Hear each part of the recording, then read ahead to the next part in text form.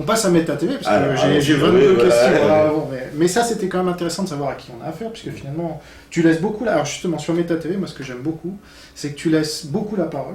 Là je vais essayer de pas trop te couper justement, parce que même si c'est tentant, mais j'essaye aussi de laisser la parole un maximum.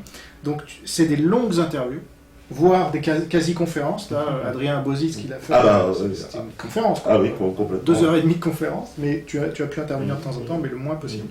Donc, qu'est-ce que c'est Meta TV? D'où ça vient? Comment tu as créé ça? Est-ce que tu l'as créé tout seul? Alors, je ne l'ai pas créé tout seul, je ne suis pas le seul à l'origine de ce projet. À la base, c'était un projet collectif qui voulait regrouper les médias.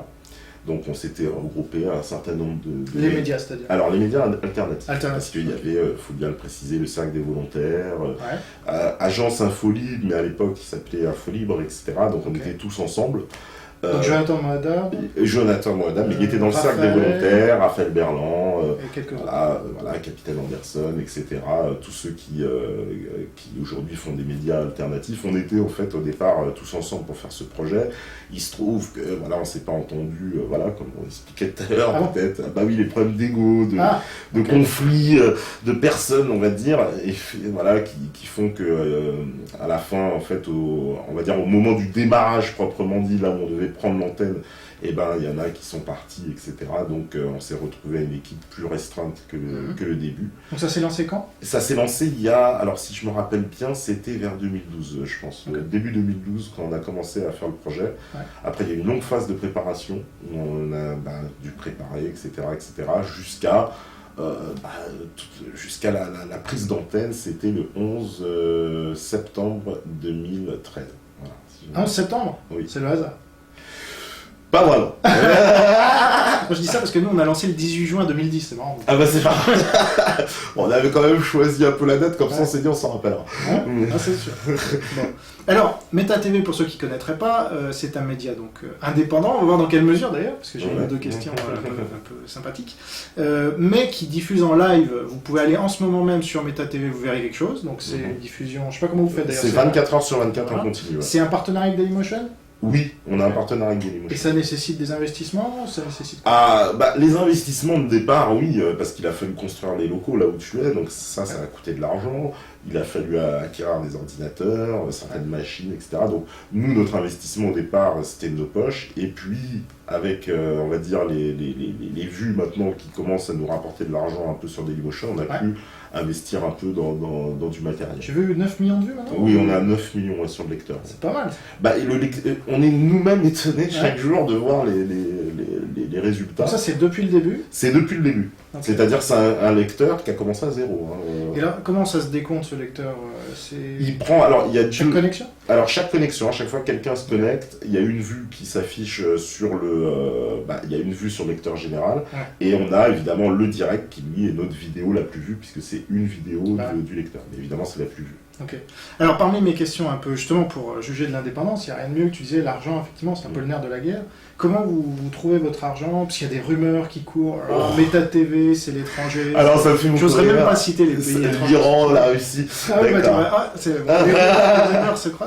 Alors c'est oui, voilà. Alors, ça c'est vraiment la grosse rumeur. Nous, on n'a pas de financement autre que le financement des personnes qui composent l'équipe, c'est-à-dire des gens qui travaillent, qui ont mis leurs propres deniers, leurs économies. Voilà. Mais quoi, vous avez créé une On a créé une association qui va se transformer en société, mais ce sont nos deniers, c'est comme ça qu'on a créé le projet. Il n'y a eu aucun financement externe, aucune... Rien du tout. Ben Ajam, il nous a donné un spot. Alain Ben Ajam nous a donné un spot LED qu'on utilise. Ouais. Voilà. Ben Ajam que tu viens d'interviewer là récemment? Exactement. Non, parce que beaucoup de gens pensent des fois qu'il est le patron de Meta TV alors qu'il est partenaire. Et il a absolument aucun statut dans nos statuts officiels. Donc lui, les réseaux Voltaire, nous, c'est Meta TV. On travaille en bonne collaboration, en partenariat, comme c'était prévu d'ailleurs avant l'antenne, c'est-à-dire, parce que ça, au début, on a contacté pas mal de gens, justement, pour participer dans le réseau Voltaire, qui étaient les plus intéressés par le projet, et donc Thierry Messant aussi, qui a fait beaucoup d'émissions, qui est venu intervenir plein de fois. Au début notamment. Au début, mais même après. C'est-à-dire qu'il a des problèmes de connexion. Il est, je me rappelle quand même en Syrie, et c'est pas facile d'organiser des lives avec lui, mais Non, Thierry Messant, oui, il a fait pas mal d'émissions et on le sollicitera encore pour d'autres émissions. Et donc, vous êtes, tu me disais, une quinzaine de bénévoles? Une quinzaine de bénévoles, ouais. Donc, personne se rémunère? Non, on se rémunère absolument pas, c'est-à-dire que pour le moment... Autofinancement. C'est de l'autofinancement. L'argent qui est rentré, on l'a investi dans du matériel, parce qu'avant tout, on avait besoin quand même de matériel. Donc, pour le moment, on est dans l'investissement, on n'a pas de salaire. Mais alors la question qui me brûle les lèvres, c'est évidemment comment tu te payes, parce que pour le moment, on a tous un statut d'anciens chômeurs, en fait, parce qu'on a tous travaillé, donc ceux qui sont à temps plein, on vit avec les allocations assédiques. Mais auxquelles vous avez droit. Auxquelles on a droit, bien sûr, auxquelles on a droit. Donc, mais maintenant, on est aussi contraint, justement, à cause de... ça, c'est la logique économique, de se dire qu'il va falloir qu'on rentre de l'argent, donc on envisage toutes les possibilités. Attention, on ne va pas sacrifier notre indépendance, mais on ni cambrioler une banque. Non plus. Mais on va monter par exemple une régie publicitaire. C'est-à-dire que la publicité va devenir une de nos mannes. Ça l'est déjà via Dailymotion, mais on en aura une à nous. Voilà. Bon.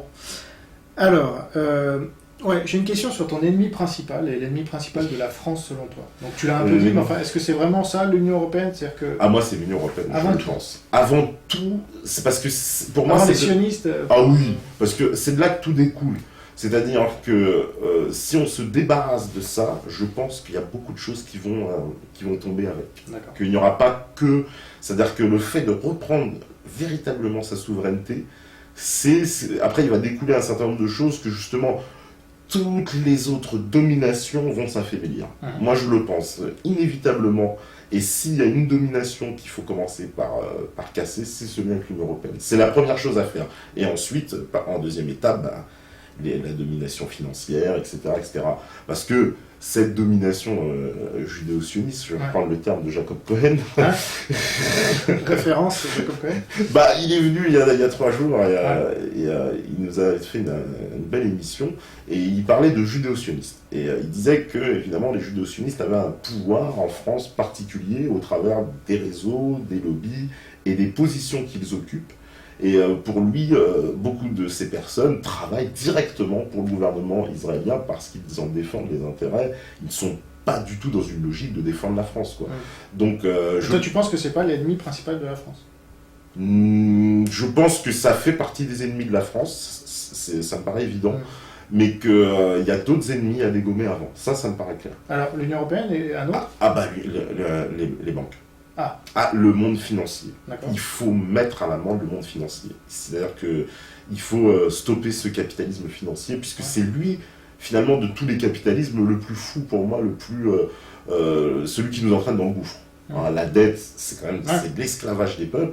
C'est eux qui la financent, justement. Justement, c'est pour ça qu'il faut, il faut reprendre le contrôle de la finance. C'est pour ça que ces gens-là, il faut les mettre dehors. Oui, mais en termes de causes et conséquences, si, par exemple, Mitterrand n'avait pas fait toutes ces embauches de fonctionnaires et tout ça, est-ce qu'on aurait une dette aussi importante? Alors moi, je pense que la dette n'est pas due à l'embauche des fonctionnaires. Parce que quand on analyse le budget de la France, on voit bien que le remboursement de la dette qui constitue, j'ai vu, quelques 60 milliards par an pour les intérêts de la dette. 60 milliards c'est quand même, si je veux dire, si on enlève ces 60 milliards, je pense qu'il y a de quoi payer les fonctionnaires, il y a de quoi construire des logements sociaux, et on rajoute les 20 milliards qu'on file à l'Union Européenne, ça fait 80.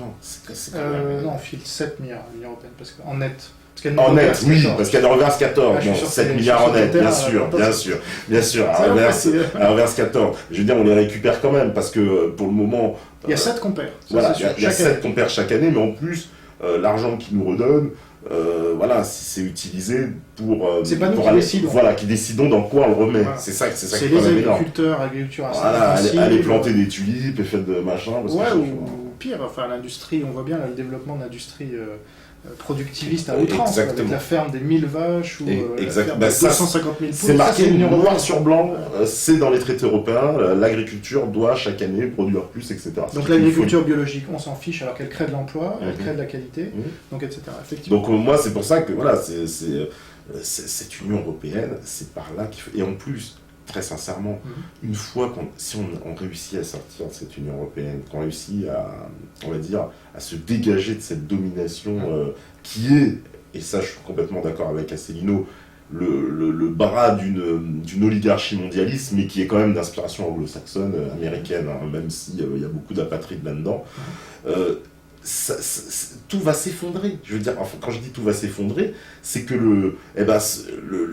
l'emprise américaine, je veux dire, cette stratégie de domination mondiale qu'ils ont, mais ça leur met un sacré coup. Je veux dire, là ils ont eu raison, comme ils disent les Américains, les Français sont des alliés pas sûrs. Ah bah oui, on est des alliés pas sûrs, parce qu'on n'est pas vraiment leurs alliés en fait. Oui, ils sont venus pendant la Deuxième Guerre mondiale, on dit la première aussi pour nous sauver, mais quand on réanalyse, alors ça c'est une période qu'on vit en plus aujourd'hui, puisqu'aujourd'hui, on remet en cause l'histoire. Alors ça déplaît à beaucoup de gens. Ouais.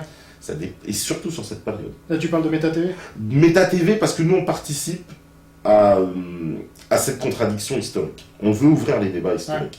Ouais. En France, pour le moment, on a entendu depuis 80 ans qu'une seule voix, une seule version des choses. 80 ans ?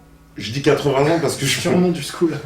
C'est quoi ? Bah, je remonte, on va dire... 45 ? Oui, depuis 45 à peu près. Ouais. Donc, quelle est la voix qu'on entend là ? Eh ben, la voix qu'on entend, c'est qu'il y a eu une version des choses qui nous dit les gentils Américains sont venus nous sauver de la Seconde Guerre mondiale. Okay. Il n'y a qu'une voix qu'on entend qui nous dit...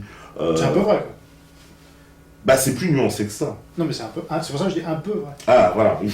C'est-à-dire que je dis pas que les Américains, sans eux, peut-être on n'aurait pas pu se séparer du joug de l'Allemagne, mais dans ce cas, moi, si je veux aller au fond du débat, on n'a pas jugé les personnes qui ont provoqué la guerre vraiment. Si, ah oui, soi-disant, on les a jugés à Nuremberg, mais ça c'est une farce, c'est un acte de guerre.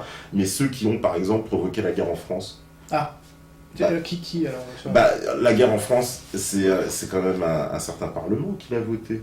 Je sais pas, c'est des gens de gauche. En 39 ? Oui. Ah oui.